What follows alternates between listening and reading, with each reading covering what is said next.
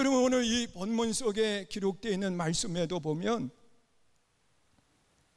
어느 날 이 한 관원이 예수님을 찾아오게 됩니다. 그런데 오늘 이 본문 속에 나타나 있는 말씀을 보면 이 관원을 그냥 관원이라고 이야기만 하고 있습니다. 그런데 다른 복음서에 기록되어 있는 말씀을 보면 이 관원은 젊은 관원이라고 이야기를 하지요. 여러분, 관원이라고 하는 것은 오늘날로 이야기하면 국회의원 정도 되는 위치를 이야기합니다.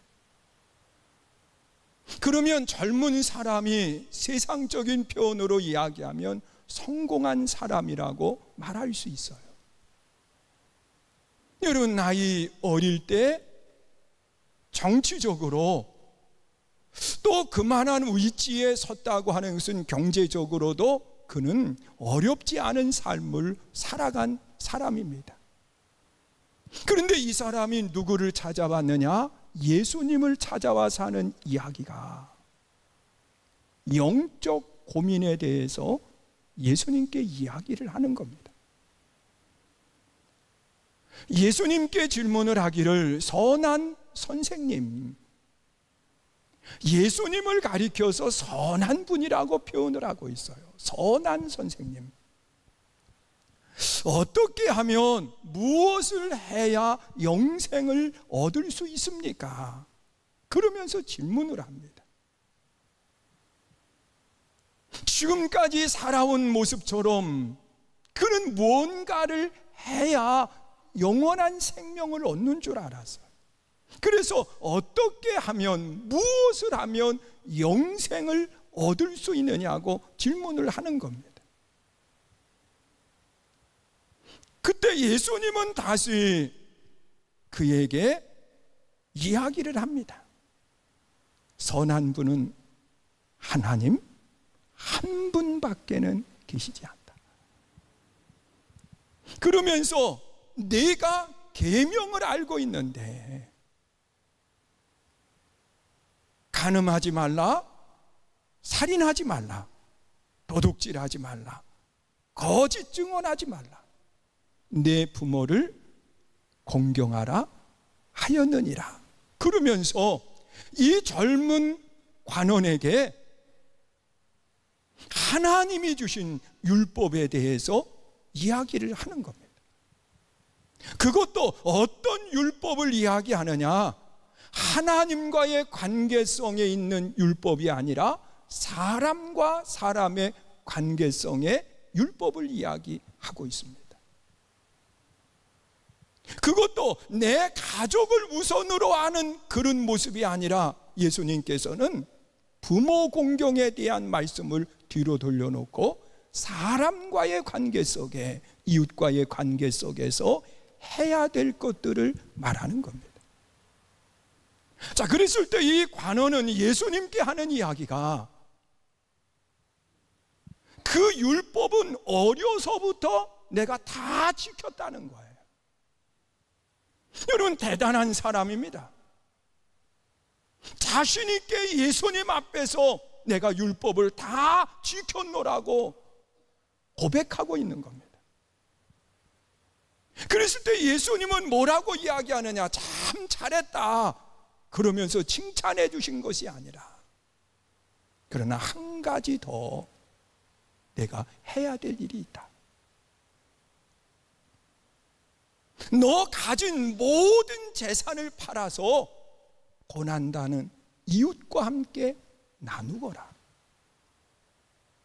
그러면서 이 나눔에 대한 이야기를 하시는 겁니다. 그러면서 예수님은 자연스럽게 이 젊은이에게 어디까지 끌고 가느냐?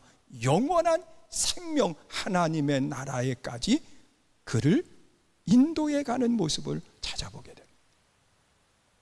우리는 이 말씀 속에서 멈춘 신앙이 아니라 날마다 새로움으로 나아갈 수 있는 신앙, 더 성숙한 믿음으로 나아갈 수 있는 신앙이 무엇인가를 알려주고 있습니다. 여러분, 우리는 신앙생활을 하면서 하나님이 기뻐하시는 대로 멈추어 있는 신앙이 아니라 날마다 새로움을 향해서 나아가는 더 성숙한 신앙으로 나아갈 수 있는 믿음의 사람이 되어야 되는데, 과연 나는 그런가 한번 생각해 보세요. 여러분, 그리스도인으로서 이 땅의 삶을 살아가면서 영향력을 끼칠 수 있는 믿음의 사람이 되어야 되는데, 여러분, 한국의 그리스도인들이 25%의 성도를 이야기하고 있습니다. 대단한 겁니다. 여러분, 130여 년 전에 한국에 처음 아펜젤러와 언더우드 선교사가 첫발을 내어딛고, 그리고 난 뒤에 오늘까지 성장을 해온 아름다운 모습을 가졌습니다. 그런데 이 많은 그리스도인 25%의 성도들이 과연 이 사회 속에서 어떤 영향력을 끼치고 있는가 한번 생각해 보세요. 예수의 사람들로 이 사회 속에서 어떤 변화를 주도해 가고 있느냐는 거예요. 여러분, 지금 기독교의 위기라고 이야기합니다. 아니, 한국 교회의 위기라고 이야기합니다. 교회가 비난의 대상이 되고 말았어요. 자, 이런 모습 속에서 과연 하나님이 우리에게 원하시는 것이 뭘까? 이 젊은 관원의 신앙의 모습을 생각해 보세요. 그는 자신만 바라보는 신앙이었습니다. 오늘 본문에 보면 그렇게 말씀을 해요. 22절 말씀 보세요. 읽습니다. 시작. 예수께서 이 말을 들으시고 이르시되, 네게 아직 한 가지 부족한 것이 있으니 네게 있는 것을 다 팔아 가난한 자들에게 나누어 주라. 그리하면 하늘에서 네게 보화가 있으리라. 그리고 와서 나를 따르라 하십니다. 여러분, 이 젊은 관원은요, 어려서부터 율법을 다 지켰다는 겁니다. 완벽한 신앙을 고백하는 겁니다. 이것은 나 자신의 모습을 이야기하는 거예요. 어느 사람과 비교된 것이 아니라 율법을 잘 지키는 사람이었다는 거죠. 여러분, 우리가 신앙생활하면서 이 젊은 관원처럼 스스로 완벽하다고 하는 그런 이야기를 할 수 있습니다. 나 정도의 신앙생활을 하면 잘한다고 생각할 수 있습니다. 여러분, 주일날 하나님의 성전에 올라와 예배를 드립니다. 여러분, 새벽 시간에 하나님의 성전에 올라와 기도하면서 하루를 출발합니다. 여러분, 시간을 정해놓고 하나님의 말씀을 읽습니다. 여러분, 신앙적으로 전혀 부족하지 않아요. 모든 사람들이 인정할 만한 좋은 믿음이라고 말합니다. 예수님은 이것에 대해서 책망하는 게 아니에요. 여러분, 칭찬하고 싶었을 거예요. 율법을 다 지킨 것에 대해서 말입니다. 그런데 예수님은 여기서 멈춘 것이 아니라 성도는 한 단계 더 나아가야 된다. 나 자신을 바라보는 신앙에서 이제 눈을 돌려서 사람이 보여져야 된다는 거예요. 여러분, 나와 함께하는 이웃들이 보여져야 된다는 거예요. 너 있는 재산을 팔아서 가난한 자와 나누라고 이야기하면서 손을 펼치는 아름다운 신앙의 모습을 가지라는 겁니다. 여러분, 우리가 신앙생활하면서 내 자신에 대해서는 스스로 완벽한 것처럼 생각할 때 있습니다. 그러나 이 신앙은 어린아이 신앙이라고 말할 수 있습니다. 나만 생각하는 신앙, 나만 보여지는 신앙. 여러분, 다른 사람이 내게 어떤 상처의 말만 해도 흔들립니다. 여러분, 어린아이의 모습을 한번 생각해 보세요. 어린아이는요, 나를 사랑해주고 있는 부모도 배려하지 않습니다. 그냥 내 배 고프면 사람이 있든 없든 상관하지 않아요. 그냥 울어제껴요. 그러면 그 부모, 엄마가 어떻게 합니까? 저는 그런 모습 많이 봤어요. 버스를 타고 다닐 때 아이가 그냥 울어제끼면요, 처음에는 눈치 봅니다. 사람이 뭐라고 이야기할까봐 눈치 봅니다. 아이 울지 말라고 그럽니다. 나중에 계속 울면은 어떻게 합니까? 부끄러움도 다 뒤로 하고 그 아이에게 젖을 물립니다. 요즘은 다른 그런 모습을 가지고 있어요. 이렇게 둘 쉬면 안 보이게 그런 것도 있더라고 보니까요.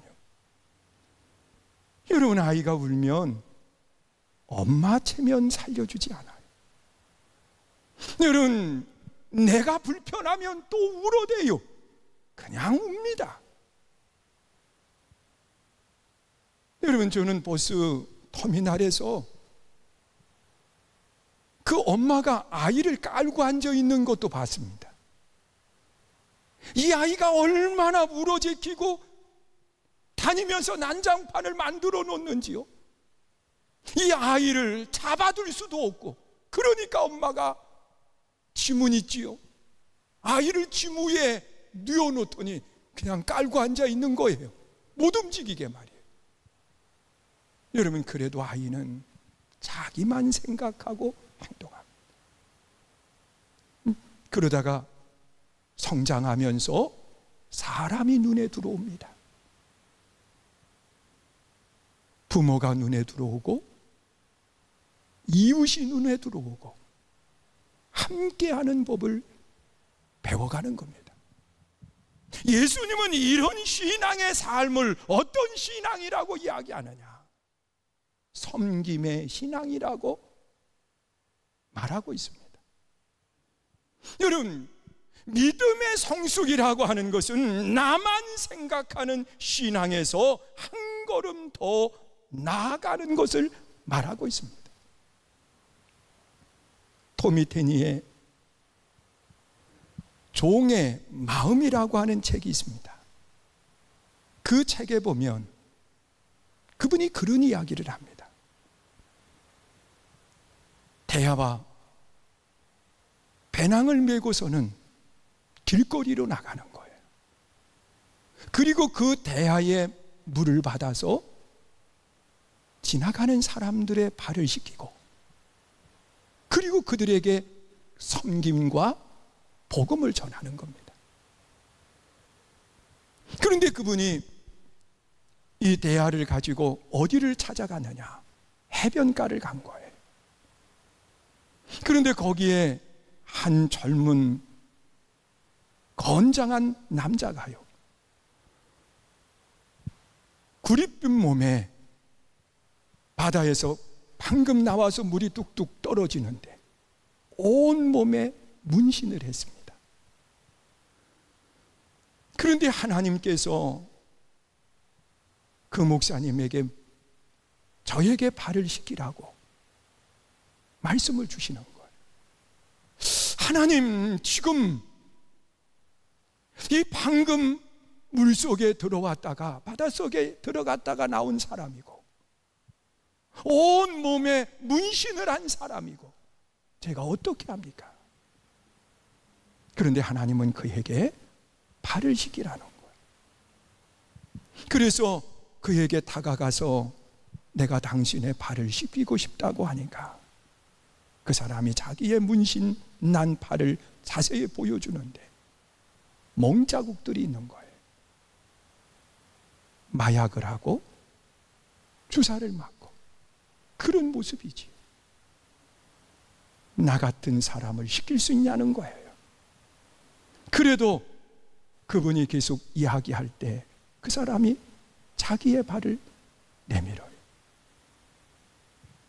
그러면서 사랑의 마음을 가지고 그의 발을 씻기는데 그가 변화를 받는 거예요. 이러한 모습을 보면서 지나가던 다른 사람들이 나도 그러면서 그 자리에 앉고 도미테니는 계속해서 그들의 발을 씻기면서 섬기고 복음을 전하는 거예요. 저는 이 말씀을 읽으면, 이 글을 읽으면서 많은 생각을 했어요. 나도 할 수 있을까? 여러분 못할 것 같아요.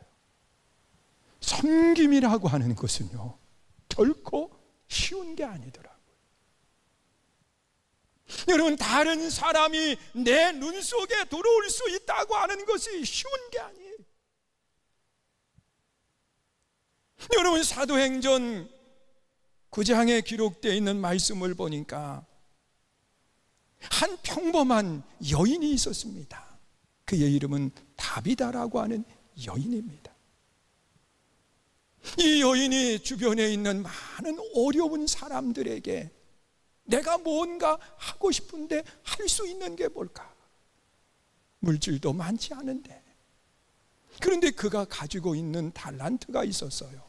바느질을 잘하는 것. 그래서 이 다비다라고 하는 여인이 옷을 만들어서 어려운 사람들에게 섬기기 시작을 합니다.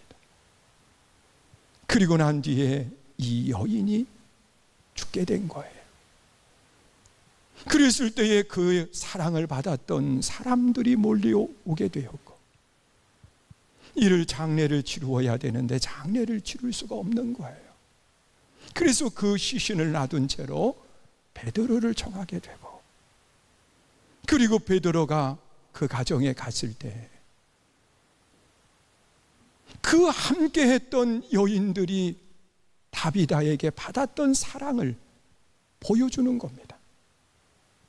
이 옷을 이 여인이 만들어 입혀주었다는 거예요. 어느 사람은 속옷을 보여주면서 이 옷 또한 이 여인이 만들어 주었다는 거예요. 그러면서 보여주는 거예요. 여러분 이 여인을 베드로가 기도하게 되고 하나님이 그를 다시 살리시는 아름다운 역사가 일어나요. 여러분 사랑이라고 하는 것은요 함께 나눔이라고 하는 것은 굉장한 것을 가지고 하는 게 아니에요. 내가 할 수 있는 것을 하는 거예요. 하나님이 원하시는 것은 내가 할 수 없는 것이 아니라 내가 할 수 있는 것을 가지고 하라는 겁니다. 너 가지고 있는 것 그걸 팔아서 하라는 겁니다. 내게 없는 것을 가지고 하는 것이 아니라 내가 있는 것을 가지고 하라는 겁니다. 이것이 성숙으로 나아가는 아름다운 신앙의 모습이에요. 내 자신이 하나님의 말씀을 지키는 거 중요합니다. 그러나 하나님은 여기에 멈추는 것이 아니라 한 단계 더 나아가서 사랑을 나누고 섬기라는 겁니다. 예수님께서도 이 섬김의 아름다운 모습을 보이셨는데 허리에 수건을 동이시고 그 제자들의 냄새나는 발을 씻겨주시면서 너도 이와 같이 서로 섬기는 자가 되라는 겁니다.